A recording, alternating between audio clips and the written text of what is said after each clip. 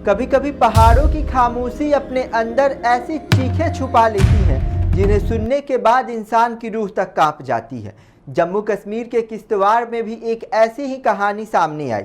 एक 14 साल की बच्ची जिसकी आंखों में डॉक्टर बनने का सपना था, जिसके हाथों में किताबें होनी चाहिए थी, लेकिन आरोप है कि उसी स्कूल में जहां वह अपना भविष्य बनाने जाती थी, उसके साथ ऐसी दरिंदगी हुई जिसने उसकी जिंदगी ही छीन ली। सबसे बड़ा आरोप उस शख्स पर लगा जिस पर बच्ची को सुरक्षित रखने और उसका भविष्य संवारने की जिम्मेदारी थी। और जब इस मासूम की मौत हुई तो किश्तवाड़ की सड़कों पर गुस्सा उतर आया। आखिर क्या हुआ था 14 साल की उस बच्ची के साथ? क्यों उसकी हालत इतनी बिगड़ गई?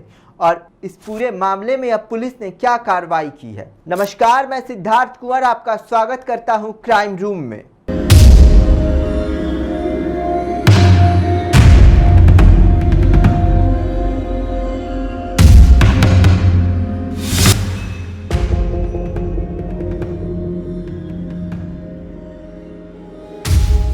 किश्तवाड़ के छात्रु इलाके की पहाड़ियों के बीच रहने वाली 14 साल की बच्ची, जिसे हम फातिमा कहेंगे, 8वीं कक्षा में पढ़ने वाली फातिमा के सपने बड़े थे।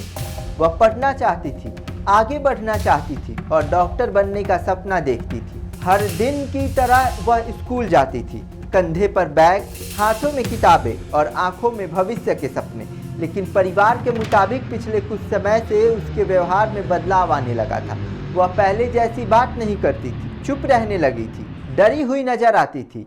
परिवार को शायद अंदाजा भी नहीं था कि इस खामोशी के पीछे कितना बड़ा दर्द छिपा हुआ है। परिजनों का आरोप है कि स्कूल में तैनात शिक्षक खालिद हुसैन ने बच्ची का कथित तौर पर लंबे समय तक शोषण किया। आरोप है कि बच्ची को डराया धमकाया गया, जिसके कारण वह लंबे समय तक अपने साथ हुई घटना के बारे में किसी को नहीं बता सकी।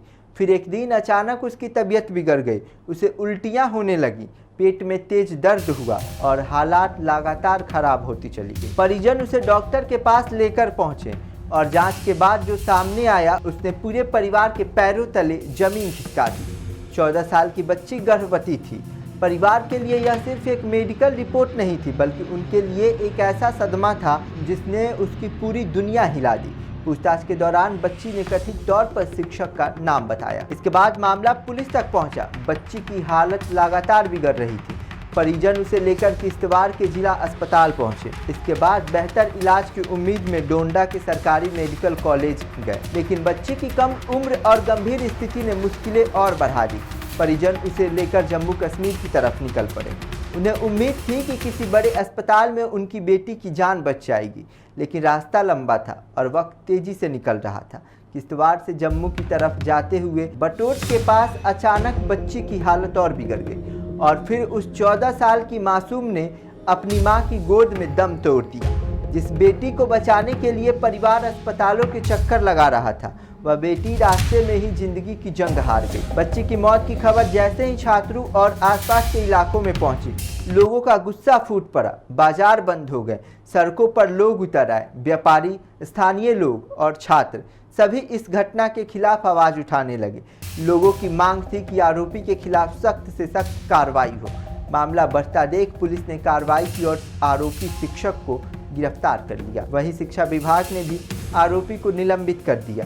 अब पुलिस पूरे मामले की जांच कर रही है, लेकिन इस पूरी घटना ने कई बड़े सवाल खड़े कर दिए हैं। एक बच्ची इतने लंबे समय तक डर में कैसे जीती रही? क्या स्कूल में उसकी परेशानी किसी ने महसूस नहीं की? और सबसे बड़ा सवाल, बच्चों की सुरक्षा की जिम्मेदारी आखिर किसकी है? मुख्यमंत्री उमर अब्दुल्ला ने भी इस घटना पर दुख जताया और मामले की जल्द जांच कर आवश्यक कार्रवाई की बात कही है। लेकिन एक परिवार के लिए अब जांच से भी बड़ा दुख है, क्योंकि उसकी बेटी वापस नहीं आएगी। उसकी किताबें अब भी होंगी, उसका स्कूल बैग भी होगा, उसकी वर्दी भी होगी, लेकिन उस किताबों को खोलने वाली वो छोटी सी बच्ची अब नहीं होगी। एक बच्ची जो डॉक्टर बनना चाहती थी, एक परिवार जिसने अपने भविष्य के सपने देखे थे, और एक ऐसी घटना जिसने उन सपनों को हमेशा के लिए खामोश कर दिया। आज किश्तवाड़ की सड़कों पर गुस्सा है। लोग इंसाफ मांग रहे हैं और कानून से उम्मीद कर रहे हैं कि दोष साबित होने पर जिम्मेदार व्यक्ति को कड़ी सजा मिले। लेकिन किसी भी बच्चे का स्कूल जाना उसके लिए डर का नहीं, सपनों का रास्ता होना चाहिए। यह सिर्फ फातिमा की कहानी नहीं है, यह सवाल है कि हमारे बच्चों की सुरक्षा कितनी मजबूत है। मिलते हैं एक ऐसे ही खौफनाक कहानी के साथ अगले एपिसोड में। तब तक के लिए सावधान रहें, सतर्क रहें, सुरक्षित रहें और देखते रहिए पब्लिक एशिया न्यूज।